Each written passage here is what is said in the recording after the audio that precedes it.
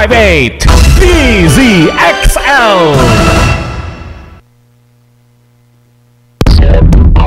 Sa inyo na ang mga nagliliyab, nagbabag at nag-aalab na mga kaganapan sa kasulok-sulukan ng Kalakang Maynila sa loob ng ating bansa at saan mang dako ng mundo.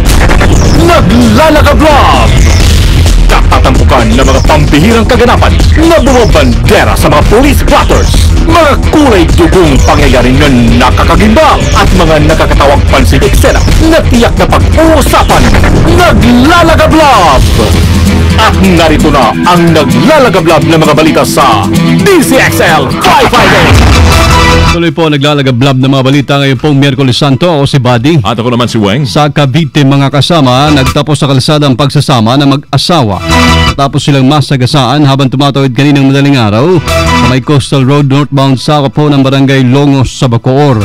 Dead on arrival sa Las Piñas District Hospital ang babae habang sugatan ng mister na ginagamot pa rin sa may St. Dominic Hospital. Isang kulay brown na L300 van na nakasagkasa sa mga biktimang hindi pa nakikilala. Sa ulat naman ng Cavitex Tollway, bigla na lamang kasing tumawid ang mag-asawa kahit ipinagbabawal. Sa Maynila ho naman, bangkay na ng madatna ng isang mister ang kanyang live-in partner sa ilalim ng Delpan Bridge sa Tondo kaninang alas 3 ng madaling araw. Tila'y pinagpapaloho o binagsakan ng mabigat na bagay ang ulo nito na naging sanhi naman ang pagkamatay ng biktimang si Liwayway Rigo, 35 anyos. Ayon sa ka-live-in ito na si Steve Quintana, natutulog noon sa naturang lugar ang kanyang misis ng iwan kagabi upang mangalakal. Ngunit sa kanyang pagbalik ay nadatnan na niya itong wala ng buhay. Hindi naman ng hustisya si Quintana sa sinapit ng kanyang misis habang patuloy ang investigasyon ng pulisya sa insidente. DZXL Bulat Palaro. Papadyak na po sa Lunes mga kasama, Monday, ang 2014 Tour de Pilipinas sa Clark Angeles City, Pampanga. Binubuo ng 15 kupunan ang torneo, 13 sa teams ay mga dayo, 10 mula sa Continental Squads of Professional Teams registered sa International Cycling Union. Sino mang mapalpong magawagi ay mapabilang na sa national pool. Nasasapak naman sa Incheon 17th Asian Games Cycling Competitions na gaganapin sa September 19 hanggang October 4 sa South Korea. DZXL Showbiz Balita. Showbiz. Hi, Loli. Hi. Hello everybody, everywhere. Magmamadali lang ako. Alis na ang bus ko eh. Pupunta ako, magpapapako ako ng ticket pa. Oo, wala pa akong ticket. Ngayon ay masasabi na ni Julia Montes na stable na ang kanyang future, maging ng kanyang pamilya. Ito dahil na rin sa kanyang pag-artista, nabigyan na ng magandang buhay ang kanyang family. Kung dati araw kasi ay pasan niya lahat, ngayon ay unti-unti nang nababawasan ang mga ito. Dati raw kasi iisipin pa nila kung saan kukunin yung pang tuition at pang araw-araw nilang pagkain. Nagpapasalamat ang actress dahil nanatili siyang matatag sa kabila ng pagsubok na dumating sa kanilang buhay at sa murang edad pa lamang ay malaki na ang naitulong niya sa kanyang mga mahal sa buhay. Samantala sa Hollywood, tuloy ang ligaya ng mga tagahanga at mga nag-aabang ng pelikulang Fast and the Furious dahil hahalili sa pagkamatay ni Paul Walker ang kanyang mga kapatid na sina Caleb at Cody.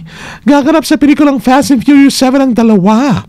Sa pagkakataong ito, hindi papatayin ang role nitong law enforcement officer na si Brian O'Connor, kundi i-retire lamang ito. Yun. Sa April next year, inaasahang maipapalabas na ang ikapitong pelikula sa serye. Namatay si Paul, di ba? Matapos itong masangkot sa aksidente noong November of last year sa Santa Clarita, California. It's me, Loli. Pop, Lollipop. Thanks, Loli. Thank you, Loli. Panghimagas na tayo mga kasama. Andito na siya. Hindi gasgas, hindi umatras, medyo madulas. Ito ang balitang Panghimagas. Nagpakabait na yan. Okay, ito na po ang ating balitang panghimagas ngayong tanghali. Oy. Ginulat Ginulat. ng isang sanggol ang mga doktor sa Guangdong, China matapos itong isilang na may 4 na paa Apa. at Nagulat mga ka kamay. Nakakagulat nga. Ayon sa doktor ito, ang sobrang mga kamay at paa ng sanggol ay dahil sa hindi na-develop na kakambalsanan nito. Uy. Nagsagawa ng operasyon ng mga doktor ng sanggol upang maalis ang mga sobrang kamay at paa nito. Kasalukuyang nagpapagaling na ang naturang bata, makaraang ito ay operahan at ito ang larawan niya nung siya ay isilang. Pakita. Silang. Ayan. Oh, grabe naman. Para siyang pugita. May tentacles. ilang paa? 4. 4. Grabe, no? Parang sabihin, Yan, pinagiyan. kita mo naman. Kaya siya ay dumaan sa isang masusing operasyon. Yan po ang ating balita panghimagas ngayong umaga. Ang tanghali, hati sa inyo ni Misteryoso. Thank you. Thank you, Mr. Yoso. Nadala ka ng todo doon sa istorya. Holy Wednesday, mga sama, April 16, last day of the week para sa PCSO sa pagdaraso ng Lotto Draw. Kaya lang, tuloy lang ako sa Bingo Milyonaryo, ha? Pagsuporta ninyo. Thank you, PCSO. Blessed Holy Week ho sa lahat. Ingat sa biyahe, mga sama. Sa ating pagbabalik sa Lunes o sa Linggo, sa pista ho ng pagkabuhay, ay tayo po ay magsimula ulit ng panibagong taon ng pagpapakumbaba, pagpapatawad, at laan nyo.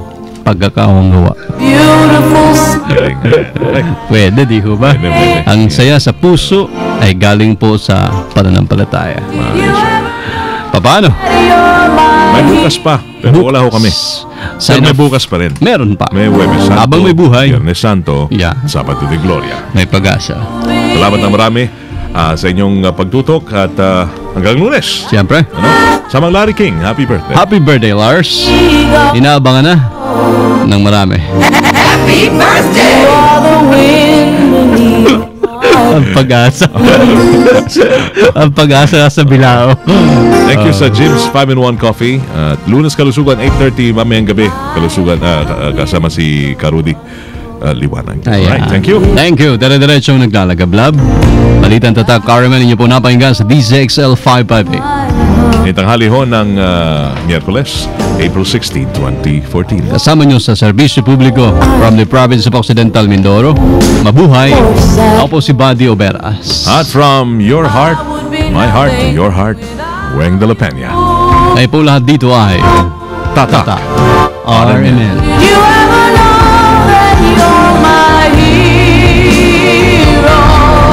Sumayin niyo ang 15 minutong kalipunan ng mga pinakahuling kaganapan sa Kalakang Maynila, sa ating bansa at saan mang dako ng mundo. Naglalagablab! Dito lamang sa Unang Pihit, DZXL 558, ang bagong kasama mo! Pang negosyo ba ang hanap nyo? Isuzu has the perfect business solution.